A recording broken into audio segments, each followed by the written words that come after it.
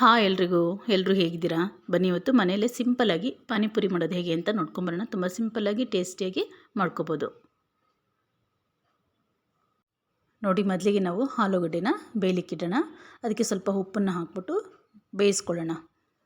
ಇದು ಬೇಯೋಷ್ಟರೊಳಗಡೆ ನಾವು ಹಿಟ್ಟನ್ನು, ಪಾನಿಪುರಿಗೆ ಹಿಟ್ಟು ಬೇಕಲ್ವ, ಅದನ್ನು ಪ್ರಿಪೇರ್ ಮಾಡ್ಕೊಳ್ಳೋಣ. ಒಂದು ಕಪ್ ಆಗೋಷ್ಟು ಮೈದಾ ಹಿಟ್ಟು, 1 ಕಪ್ಪು ರವೆ, ನಾರ್ಮಲ್ ನಾವು ಮೀಡಿಯಮ್ ರವೆ ತೊಗೊಳ್ತೀವಲ್ಲ, ಉಪ್ಪಿಟ್ಟು ರವೆ, ಅದನ್ನೇ.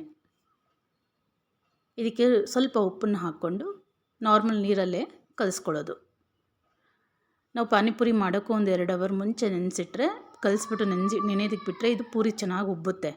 ನಾನೇನು ಮಾಡಿದೆ, ತಕ್ಷಣ ನೆನಪಿಸ್ಕೊಂಡು ಮಾಡಲಿಕ್ಕೆ ಹೋದೆ, ಸ್ವಲ್ಪ ಪೂರಿ ಚೆನ್ನಾಗಿ ಬಂದಿಲ್ಲ. ಬಟ್ ನೀವು ಮಾಡೋದಾದರೆ ಒಂದು 2 ಅವರ್ ಆದರೂ ನೆನೆಸ್ಬಿಟ್ಟು ಮಾಡಿ. ಅದು ರವೆ ಚೆನ್ನಾಗಿ ನೆಂದ್ರೇ ಅದು ಪೂರಿ ಚೆನ್ನಾಗಿ ಉಬ್ಬಿ ಚೆನ್ನಾಗಿ ಕ್ರಿಸ್ಪಿಯಾಗಿ ಬರುತ್ತೆ. ನನಗೆ ಕ್ರಿಸ್ಪಿಯಾಗೇನೋ ಬಂದಿತ್ತು, ಬಟ್ ಚೆನ್ನಾಗಿ ಉಬ್ಬಿ ಬಂದಿರಲಿಲ್ಲ. ಆಮೇಲೆ ಸ್ವಲ್ಪ ಹೊತ್ತು ಬಿಟ್ಟು ಮಾಡಿದ್ಮೇಲೆ ನನಗೆ ಪೂರಿ ಚೆನ್ನಾಗಿ ಬಂತು. ಸೊ ಹಾಗಾಗಿ ಒಂದು 2-3 ಅವರ್ ಬಿಟ್ಟು ಮಾಡಿದ್ರೆ ಪೂರಿ ತುಂಬಾ ಚೆನ್ನಾಗಿ ಬರುತ್ತೆ. ಇದಕ್ಕೇನು ಆಯಿಲ್ ಗೀಲ್ ಏನು ಹಾಕ್ಕೊಳ್ಳೋ ಅವಶ್ಯಕತೆ ಇಲ್ಲ. ಗಟ್ಟಿಯಾಗಿ ಕಲಸಿಟ್ಕೋಬೇಕಷ್ಟೇ. ಎಷ್ಟಾಗುತ್ತೋ ಅಷ್ಟು ಗಟ್ಟಿಯಾಗಿ ಚೆನ್ನಾಗಿ ನಾದಿ ಕಲಿಸ್ಕೋಬೇಕು. ಈಗ ಇದನ್ನು ನೀಟಾಗಿ ಮುಚ್ಚಿಟ್ಬಿಟ್ಟು ನಾವು ಪಾನಿ ಪ್ರಿಪೇರ್ ಮಾಡ್ಕೊಳ್ಳೋಣ.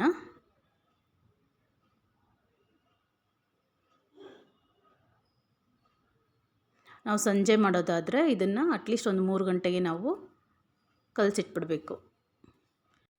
ಈಗ ಒಂದು ಜಾರ್ ತೊಗೊಂಡು ಅದಕ್ಕೆ ಕೊತ್ತಂಬರಿ ಸೊಪ್ಪು, ಪುದೀನ ಸೊಪ್ಪು, ಶುಂಠಿ, ಬೆಳ್ಳುಳ್ಳಿ, ಹಾಗೆ ಹಸಿಮೆಣಸಿನ್ಕಾಯಿ ಎಲ್ಲ ನಿಮ್ಮ ಖಾರಕ್ಕೆ ತಕ್ಕಂಗೆ ಹಸಿಮೆಣಸಿನ್ಕಾಯಿನ ಹಾಕ್ಕೋಬೋದು. ಇದನ್ನು ರುಬ್ಕೊಂಬರೋಣ. ಇದು ಬಂದು ಪಾನಿಗೆ.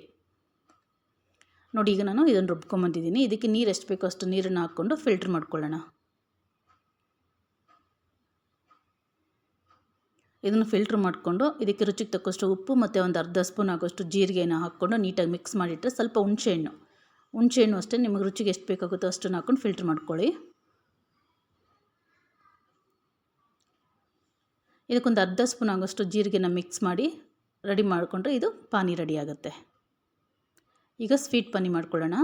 ಸ್ವೀಟ್ ಪಾನಿಗೆ ಮೊದಲು ಹುಣಸೆ ರಸ, ಹಾಗೆ ಒಂದು ಅರ್ಧ ಸ್ಪೂನು ಜೀರಿಗೆ ಪುಡಿ, ಒಂದು ಸ್ವಲ್ಪ ಅಚ್ಚ ಖಾರದ ಪುಡಿ, ಒಂದು ಸ್ವಲ್ಪ ಮೆಣಸಿನ ಪುಡಿ, ರುಚಿಗೆ ತಕ್ಕಷ್ಟು ಉಪ್ಪು, ಇದು ಬೆಲ್ಲದ ಪೌಡ್ರು. ನಿಮಗೆ ಸ್ವೀಟ್ ಎಷ್ಟು ಬೇಕಾಗುತ್ತೋ ಅಷ್ಟು ನೀವು ಬೆಲ್ಲನ ಹಾಕ್ಕೋಬೋದು. ಹಾಗೆ ಸ್ವಲ್ಪ ನೀರು ಎಷ್ಟು ಬೇಕಾಗುತ್ತೋ ಅಷ್ಟು ನೀರನ್ನು ಹಾಕ್ಕೊಂಡು ನೀಟಾಗಿ ಮಿಕ್ಸ್ ಮಾಡಿಕೊಂಡ್ರೆ ಸ್ವೀಟ್ ಪಾನಿ ರೆಡಿ ಆಗುತ್ತೆ.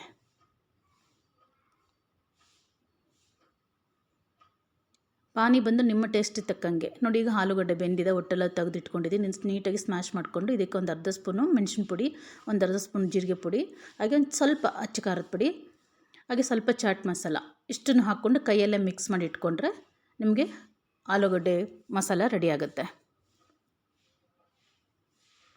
ನೋಡಿ, ಈಗ ಹಿಟ್ಟು ನೆಂದಿದೆ. ಇದನ್ನು ನೀಟಾಗಿ ಒಂದು ಚಪಾತಿ ಥರ, ನಾರ್ಮಲ್ ನಾವು ಚಪಾತಿ ಹೇಗೆ ಉಜ್ಕೊಳ್ತೀವೋ ಅದೇ ರೀತಿ ಹಸಿಟ್ಟು ಹಾಕ್ಕೊಳ್ದೆ ಉಜ್ಕೋಬೇಕು. ಈ ರೀತಿ ಉಜ್ಕೊಂಡು ಒಂದು ನಿಮಗೆ ಯಾವ ಸೈಜ್ ಬೇಕೋ ಆ ಸೈಜ್ ಮೆಜರ್ಮೆಂಟ್ ಇದು ತೊಗೊಂಡು ಈ ರೀತಿ ಇದು ಮಾಡಿಕೊಂಡ್ರೆ ನಿಮಗೆ ಸ್ಮಾಲ್ ಆಗಿರೋಂಥ ಪೂರಿ ರೆಡಿ ಆಗುತ್ತೆ. ನಾನು ಈ ಥರ ಒಂದು ಮುಚ್ಚಳ ತೊಗೊಂಡಿದ್ದೆ.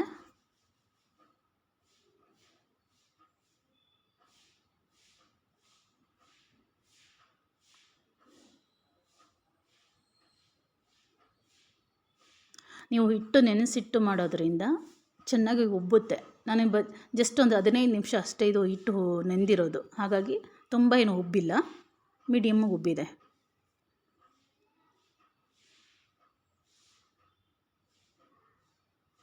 ಈ ರೀತಿ ಮೇಲೆಗಡೆ ಎಣ್ಣೆ ಹಾಕ್ಕೊಳ್ತಾ ಇರಬೇಕು.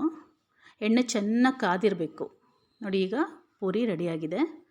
ನೀವು ಒಂದು ಸಲ ಮನೇಲಿ ಟ್ರೈ ಮಾಡಿ, ಹೇಗಿದೆ ಅಂತ ಮರೀದೆ ಕಮೆಂಟ್ ಮಾಡಿ. ಹಾಗೆ ಇನ್ನೂ ಯಾರೆಲ್ಲ ನನ್ನ ಚಾನಲ್ ಸಬ್ಸ್ಕ್ರೈಬ್ ಮಾಡ್ಕೊಂಡಿಲ್ಲ, ದಯವಿಟ್ಟು ಸಬ್ಸ್ಕ್ರೈಬ್ ಮಾಡ್ಕೊಳ್ಳಿ. ವಿಡಿಯೋ ಪೂರ್ತಿ ನೋಡಿ, ಇಷ್ಟ ಆದರೆ ಮಾತ್ರ ಒಂದು ಲೈಕ್ ಕೊಡೋದು ಖಂಡಿತ ಮರಿಬೇಡಿ. ಸಿಂಪಲ್ಲಾಗಿ ಮನೆಯಲ್ಲೇ ಮಕ್ಕಳಿಗೆ ನೀವೇ ಮಾಡಿಕೊಡಿ. ಬಾಯ್.